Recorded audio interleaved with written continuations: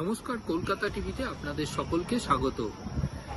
শালবনী মামলায় গ্রেপ্তার হওয়া সুজয় হাজরা কলকাতা হাইকোর্টের দ্বারস্থ।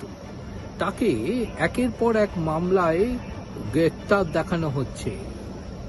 এর নতুন কোনো মামলায় যাতে তাকে গ্রেপ্তার করা না হয় সেই মামলায় রক্ষা কবচ চেয়ে এবং তার বিরুদ্ধে কতগুলি মামলা রয়েছে সেই আবেদন জানিয়ে কলকাতা হাইকোর্টের দ্বারস্থ হয়েছিলেন সুজয় হাজরা।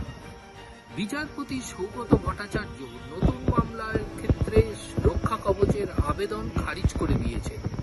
পাশাপাশি তার দ্বিতীয় আবেদনের প্রেক্ষিতে হাইকোর্টের লিগাল সেলের আধিকারিককে অফিসারকে 7 দিনের মধ্যে তার বিরুদ্ধে কত মামলা আছে তা জানাবার নির্দেশ জারি করেছে।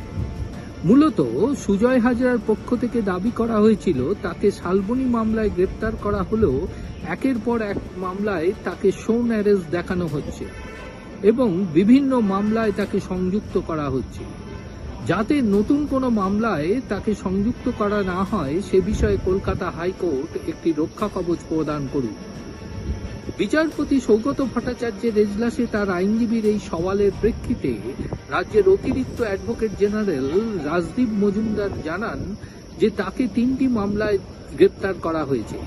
ম্যাজিস্ট্রেটের কাছে যখন তাকে অন্যান্য মামলায় শোন অ্যারেস্ট দেখানো হয় সেখানে তার আইনজীবী কোনো প্রতিবাদ করেননি বা তার আইনজীবী এর বিরুদ্ধে কোনো বাধা দেননি।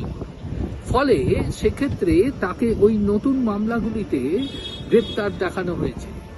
এরপরেই বিচারপতি সৌগত ভট্টাচার্য জানিয়ে দিয়েছেন যে তার এই আবেদন খারিজ করা হলো, কিন্তু রাজ্যে তার বিরুদ্ধে টোটাল কতগুলি মামলা এফআইআর হয়েছে সে বিষয়ে রাজ্যকে জানাতে হবে।